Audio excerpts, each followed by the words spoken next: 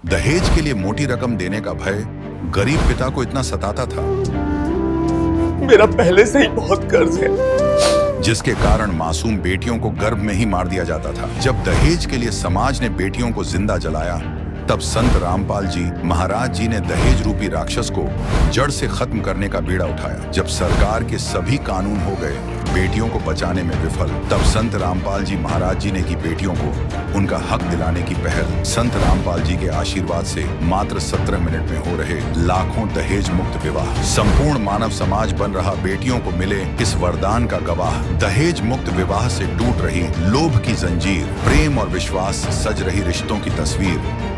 दहेज से होता है समाज का विनाश, दहेज मुक्त विवाह से हो रहा समाज का विकास। अब कोई भी बेटी नहीं रहेगी दहेज रूपी राक्षस के वश। देखिए हमारी खास पेशकश। नमस्कार। नमस्कार जी। क्या नाम है आप? सुखवीर दास। कहाँ से आए आप? मैं उत्तर प्रदेश के कानपुर डिस्ट्रिक्ट से हूँ। क्या करते हैं आप? मैं आर्मी में डिफेंस में जॉब करता हूँ। सर आप एक एजुकेटेड पर्सन है, आप जॉब भी करते हैं, तो सर आप हमें बताइए कि आज के टाइम पे ये जो दहेज रहित शादियां संत रामपाल जी की निगरानी में हो रही हैं, और एक तरफ हम देखते हैं कि सरकार जो है उन्होंने भी कानून चलाए हैं दहेज प्रथा को लेकर, लेकिन सरकार की बात ना मानकर एक संत की बात जो है वो लोग मान रहे हैं। ऐसा क्या बता रहे हैं वो, आप हमें बताइए सर। देखो, सरकार ने कानून बना दिया और जो भी मानव समाज है वो उन कानूनों का पालन करता है जो नॉर्मल होते हैं, और ऐसे कानून हैं जो समाज में गहरे रूप से व्याप्त हो गए, जो समाज में गहरी बुराइयां हो गई, उनके लिए समाज को मार्गदर्शन की जरूरत है। जैसे आज जो आपने देखा, इससे पहले जो है सती प्रथा थी, बाल विवाह थी, राजा राम मोहन राय जैसे महापुरुषों ने कितना संघर्ष किया तब उन बुराइयों को दूर कर पाया। तो ये बुराई इतनी ज्यादा बढ़ गई है कि इसके लिए संत के मार्गदर्शन की आवश्यकता है। तो संत ऐसा मार्गदर्शन कर रहे हैं कि जैसे मान लो आज बेटी को पिता पालन पोषण करता है, शिक्षा देता है, उसके बाद भी शादी के समय क्या होता है कि बेटी के साथ दहेज देना पड़ रहा है। बट संत उपदेश करते हैं कि रिश्ता ऑलरेडी बना होता है, परमात्मा ने पहले बना रखा होता है, तो सिर्फ रिश्ता जोड़ना होता है। तो हमें फालतू उस परिवार से दहेज लेके, कोई गरीब है कोई अमीर है, और उस गरीब अमीर की जो भिन्नता है उसको देखते बेचारा जो गरीब आदमी वो भी दहेज देता है कि मेरी बेटी दुखी ना हो, कर्जदार हो जाता है। तो दूसरा जो दहेज का लालच है वो इतना ज्यादा बढ़ गया कि दहेज लेने के बाद भी बेटियों को नहीं जीने देते, समझ रहे हो ना। किसी की सास परेशान करती है, किसी का पति परेशान करता है, और बेटियों को जो है जला दिया जाता है। कई सारे कोर्टों में केस चल रहे हैं, पारिवारिक कलह है। इन सब को देखते हुए ना समाज को लग रहा है कि समाज में संत के मार्गदर्शन की आवश्यकता है, और संत यही मार्गदर्शन करते हैं कि परिवार का हित उसी में है जब बेटी की रक्षा होगी, स्त्री की घर में रक्षा होगी तभी परिवार चलेगा। तो संत जो है यही ज्ञान उपदेश कर रहे हैं जिससे जो है दहेज संपूर्ण रूप से समाप्त हो गया, दहेज मुक्त विवाह हो रहा है। सर देखते हैं कि ये जो दहेज रूपी कुप्रथा है व्यापक रूप से पूरी दुनिया में फैल रही है। पहले के जमाने में क्या करते थे कि लड़की को देखते ही नहीं थे, भ्रूण हत्या कर दी जाती थी, और आज जो है वो ये दहेज के कारण लड़कियों को जलाया जाता है ससुराल वालों की तरफ से। तो सर आप हमें बताइए कि ये जो कुप्रथा फैल रही है इसका क्या कारण है, ये कहाँ से फैल रही है, लोगों को इसकी प्रेरणा कहाँ से मिल रही है कि हमें दहेज लेना जरूरी है? देखिए, जो भ्रूण हत्या है ना वो तो एक स्ट्रिक्ट कानून है कि आप किसी भी हॉस्पिटल में जो है गर्भ का ना जो है अल्ट्रासाउंड वगैरह नहीं करा सकते हैं ना। तो बट दहेज क्या हो, दहेज एक ऐसी सामाजिक बुराई है कि जब तक वो न्यायालय में नहीं जाती तब तक सरकार उसमें हस्तक्षेप नहीं कर सकती है। जब दहेज भयंकर रूप ले जाता है या बेटी की हत्या हो जाती है या कोर्ट में केस जाता है तभी सरकार उसमें एक्शन लेता है, क्योंकि ये सामाजिक मुद्दा है। और जब ये समाज से बाहर जब ही जाता है जब ये समाज की विषम परिस्थिति में चला जाता है, परिवार उस कलह से जूझ जाता है। तो इसका कारण ये है कि आज जो टीवी सीरियल वगैरह चल रहे हैं, तो इन टीवी सीरियलों में ऐसे प्रोग्राम्स बहुत ज्यादा प्रमोट किए जा रहे हैं। जो नए बच्चे आज के जनरेशन में है वो टीवी सीरियल देखते हैं, और उनमें ज्यादातर जो प्रोग्राम्स हैं वो इन्हीं प्रकार के प्रोग्राम्स दिखाए जाते हैं। तो जिससे इन बच्चों में शिक्षा तो है, डॉक्टर बन रहे, इंजीनियर बन जाए, बट सामाजिक जो शिक्षा है वो खत्म हो रही है। सामाजिक शिक्षा टीवी सीरियल देखे, और टीवी सीरियल में समाज का हनन हो रहा है। तो इसलिए जो संत रामपाल जी है वो समाज आध्यात्मिक के साथ साथ सामाजिक और नैतिक शिक्षा दे रहे हैं, जिससे उनके उस ज्ञान का एक प्रभावी प्रभाव हो रहा है और लोग दहेज से दूर हो रहे हैं कि हमारा परिवार बिगड़ेगा, बेटी का पिता भी परेशान, वो परिवार भी दुखी। एक दहेज लेने से एक परिवार दुखी नहीं होता, यदि दहेज में रिश्ता टूटता है तो दोनों परिवार बिगड़ते हैं। तो इसलिए उसका व्यापक प्रभाव जो है हो रहा है।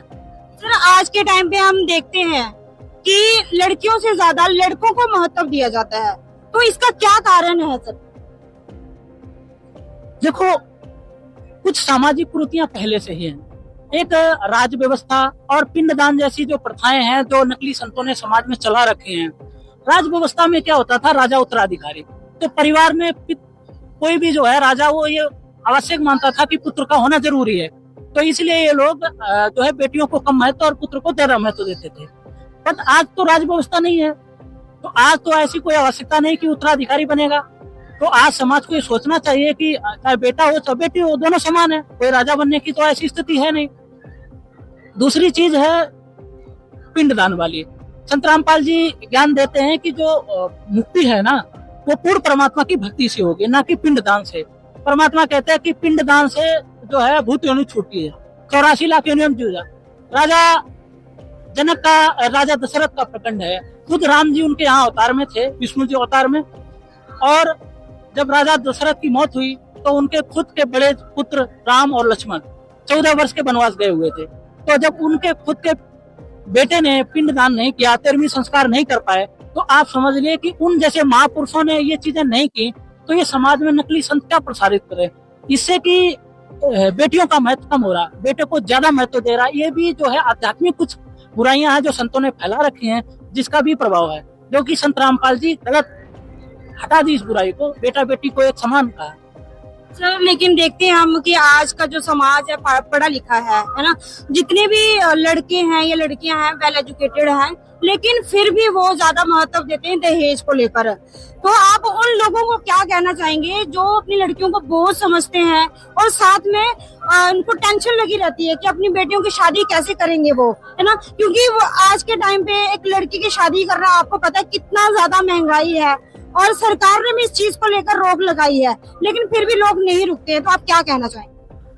देखो, बिल्कुल आपकी बात सही है। आज एक सरकार द्वारा सुकन्या योजना लाई गई, और सुकन्या योजना का उद्देश्य है कि पिता जो है जब तक उसकी बेटी बड़ी हो ना, तब तक उतना उसके पास धन हो जाए कि वो बेटी की अच्छे से शादी कर सके, है ना। बट संपत्ति का तो कोई फिक्स है नहीं, है ना। किसी पिता ने 20 लाख इकट्ठा कर लिया, किसी ने 10 लाख कर लिया, बस दहेज की कोई जब लिमिट नहीं है तो उस बेटी को कैसे जीवन सुदृढ़ होगा, उसको कैसे शांति मिलेगी। तो इसका मेन कारण है कि संत जो मार्गदर्शन कर रहे हैं, संतों के उपदेश सुनने चाहिए, इस टीवी सीरियल से हटना चाहिए। संत रामपाल जी के, महाराज जी के उपदेश सुनने चाहिए, जो वो पूर्ण ज्ञान देते हैं, और बेटा बेटी का जो मतभेद है उस मतभेद उस ज्ञान से दूर होगा। क्योंकि आप गीता ज्ञान में भी देखो, अर्जुन को जो उपदेश दिया गया उसमें भी ज्ञान यज्ञ को श्रेष्ठ कहा, ज्ञान यज्ञ को श्रेष्ठ कहा। जब ज्ञान होगा तभी इंसान इन बुराइयों से हटेगा। तो इसलिए समाज को उन सिनेमाओं को छोड़ के, जो सिनेमाओं में टीवी सीरियल देख रही माताएं बहनें और युवा पीढ़ी, उस टीवी सीरियल सिनेमा को छोड़कर संतों के मार्गदर्शन को सुनना चाहिए। दूसरा, आप देखिए कि जिस टीवी सीरियल और सिनेमा को बच्चे देख रहे हैं, वो जो जिनको रोल मॉडल मानते हैं, आज उनके 90% तलाक है। जिनको अपना मार्गदर्शक समझ रहे हैं, आज उनके ज्यादा तलाक है। क्यों? यदि वो मार्गदर्शक होते तो उनके रिश्ते क्यों टूट रहे हैं? कारण तो यही है कि वो झूठा दिखावा है। वो पैसे के लिए जो सिनेमा चल रहा है वो झूठा दिखावा है, ना तो वो रिश्ते हैं। वो एक सिनेमा बनाया गया, वो झूठा सिनेमा है, और उससे रिश्ते कभी नहीं बनते। रिश्ते प्रेम से, करुणा से बनते हैं, और वो ज्ञान कहाँ मिलता? संत के सत्संग। सर देखा जाए तो आज के टाइम पे काफी सारे संत हैं, और वो भी दहेज को लेकर उन्होंने भी मना कर रखा है कि हमें दहेज नहीं लेना है। लेकिन सर लोग कैसे पहचान करें कौन सा ज्ञान है जो इस चीज को खत्म कर सकता है सर? और आज के टाइम पे वो ज्ञान कौन दे रहा है, आप वो भी बताएं सर। देखो, संत जो ज्ञान दे रहे हैं, बाकी संत, वो संतों का ज्ञान प्रभावी क्यों नहीं समाज पे हो रहा? क्योंकि परमात्मा कहते हैं ना कि करनी तज कथनी कथय अज्ञादीन दिन रात और कुकर ज्यों भूकत फिरे सुनी सुनाई बात। जब संत उस का मार्गदर्शन जो कर रहे हैं वो खुद नहीं पालन करेंगे तो समाज में उसका प्रभाव नहीं जाएगा। जो संत मार्गदर्शन कर रहे हैं वो खुद इन चीजों में व्याप्त हैं। वो बड़े घराने के लोगों के शादियों में जाते हैं, बड़े बड़े प्रोग्रामों में, दहेज वाले में जो है सेल्फी लेते हैं, तो उनको उनका बहिष्कार करना चाहिए, तो दहेज ऑटोमेटिक रुकेगा, वो वहाँ प्रतिष्ठा के पात्र बनते हैं। और संत रामपाल जी ऐसा नहीं करते। संत रामपाल जी के आश्रम में बड़े हो या छोटे हो, वो ज्ञान उपदेश जब करते हैं तो उनका एक ही संदेश होता है कि बेटा हमारे यहाँ जो शादी होगी वो दहेज मुक्त होगी, चाहे आप कितने धनवान हो चाहे गरीब हो। तो मेन कारण इसका है कि वो संत जो है खुद पालन नहीं करते, वो केवल दिखावा है और दिखावे से कभी भी समाज में परिवर्तन नहीं होता।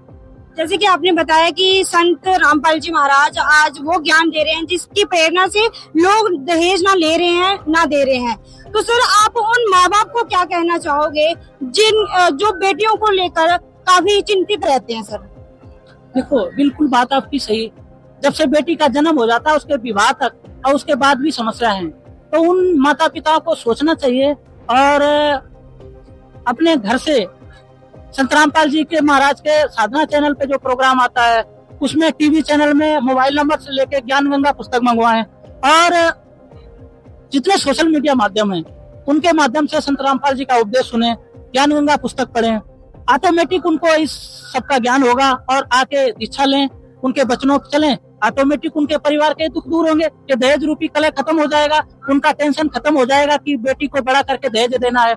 आज बेटी को दहेज तो 20 साल बाद देना पड़ेगा, लेकिन उनकी शुरुआत उसी समय से हो जाती है जब बेटी जन्म लेती है, तभी से उनको बेटी बोझ आती कि मुझे दहेज देना पड़ेगा।